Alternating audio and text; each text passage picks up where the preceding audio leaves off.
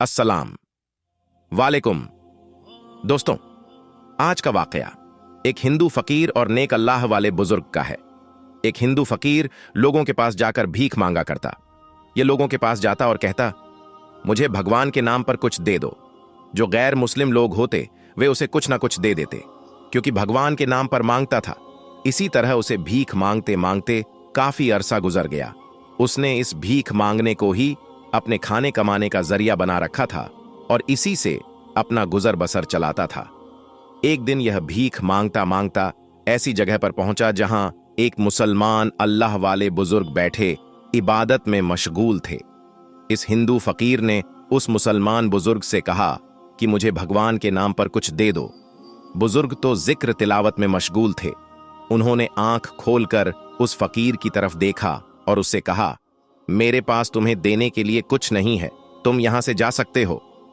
वह फकीर कहने लगा, वाह जी, वाह बाबा, आप यह कैसे कह रहे हैं कि आपके पास मुझे देने के लिए कुछ भी नहीं?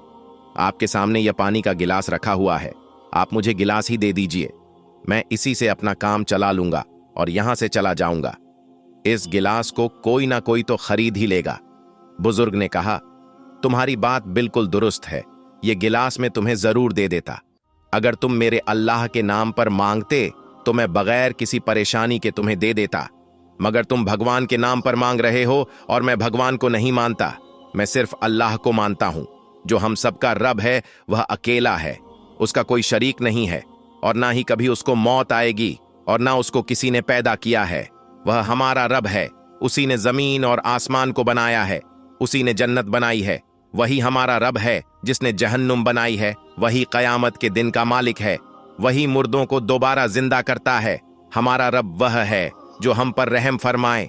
हमारा रब वह है जो इस सारी दुनिया को खत्म कर देगा और ऐसी खत्म करेगा कि कोई भी बाकी ना रहेगा, कोई भी नहीं बचेगा।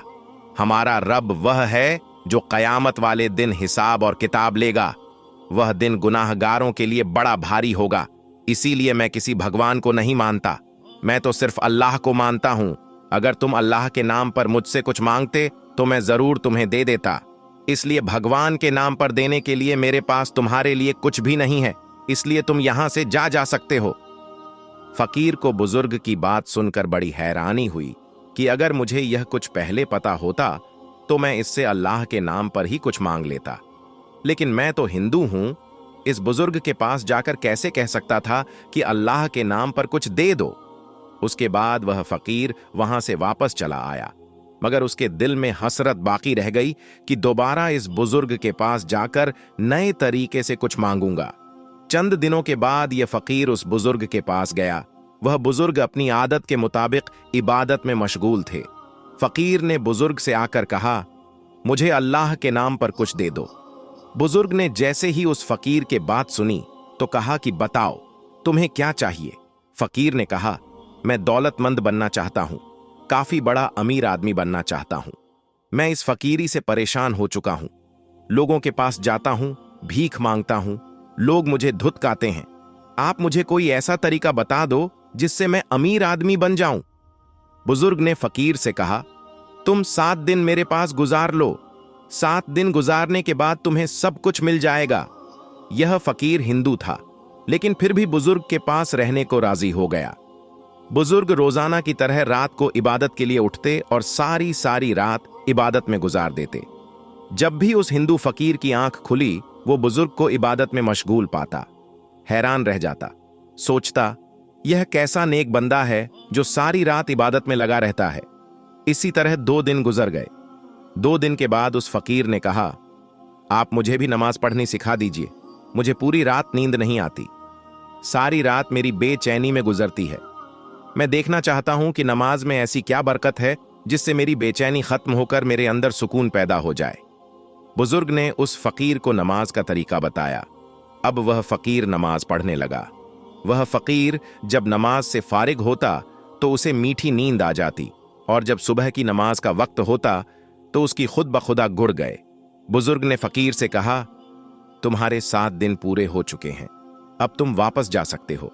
फकीर ने जवाब दिया, अब मैं वापस नहीं जाऊंगा, मैं तो आपके पास ही रहूंगा। मैं यहां बहुत खुश हूं, बस आप तो मुझे कलमा पढ़ाकर मुसलमान बना दीजिए।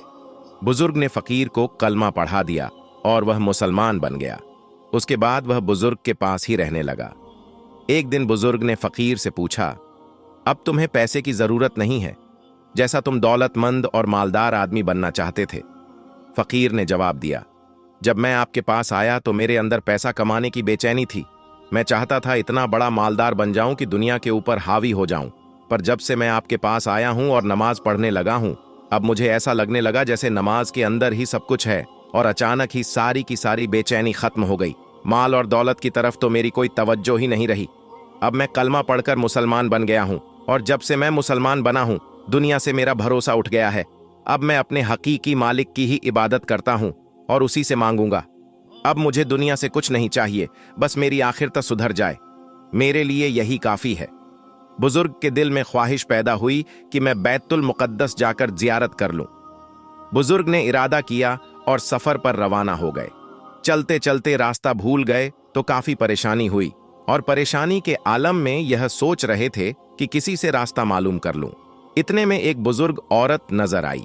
यह बुजुर्ग औरत काफी अच्छी इबादत गुजार नेक औरत मालूम पड़ती थी। आप रहमतुल्लाह ने बुजुर्ग औरत के पास जाकर फरमाया, ए मुसाफिर भी, मुझे लगता है आप भी मेरी तरह बैतुल मुकद्दस का रास्ता भूल गई हैं। जब उस औरत ने इन अल्लाह वालों की यह बात सुनी तो उसको काफी गुस्सा आ गया। उसने गुस्से में आपको जवाब दिया कि कहीं आरिफ उल्लाह भी मुसाफिर हो सकता है, अल्लाह को दोस्त रखने वाला भी रास्ता भुला हुआ कहलाता है। जब आप रहमतुल्लाह अलैह ने यह बात सुनी तो चुप हो गए। थोड़ी देर के बाद उस बुजुर्ग औरत ने आप रहमतुल्लाह अलैह से फरमाया, यह लो मेरी लकड़ी, इसका एक सिरा पकड़ लो और मेरे आगे आगे हो जाओ। आपने उसकी लकड़ी का एक सिरा पकड़ लिया और उस बुजुर्ग औरत के आगे आगे चल दिए। अभी आप कुछ ही दूर चले थे कि आपको बैतुल मुकद्दस की धुंधली धुंधली चोटियां नजर आने लगीं। आप रहमतुल्लाह अलैह हैरान हो गए और उस बुजुर्ग औरत से कहने लगे कि बड़ी भी, यह क्या माजरा है? अभी तो हम चंद ही कदम चले हैं और बैतुल मुकद्दस भी पहुंच गए। उस बुजुर्ग औरत ने जवाब दिया, ए शख्स, तुम्हारी रफ्तार जाहिद जैसी है और मेरी रफ्तार आरिफ जैसी है। जहद सियार है और आरिफ तैयार है। अब आप ही सोचिए, कहां चलने वाला और कहां उड़ने वाला। यह कहकर वह बुजुर्ग औरत आप रहमतुल्लाह अल की आंखों से ओझल हो गई। आप उस बुजुर्ग औरत को ढूंढते रहे, लेकिन वह कहीं भी नजर नहीं आई। अल्लाह के नेक बंदों को अल्लाह ताला खुद रास्ता दिखाते हैं। बड़ी से बड़ी परेशानी और मुश्किलात आसान हो जाती है। अल्लाह ताला के ऐसे बंदे भी मौजूद हैं जो अल्लाह ताला के बंदे को रास्ता दिखाते हैं।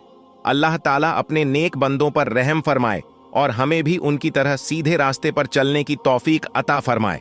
आमीन सुम्मा आमीन। दोस्तों, वीडियो पसंद आई हो तो लाइक करें, चैनल को सब्सक्राइब करें और बेल आइकन का बटन भी दबाएं। अस्सलामु अलैकुम। अल्लाह हाफिज।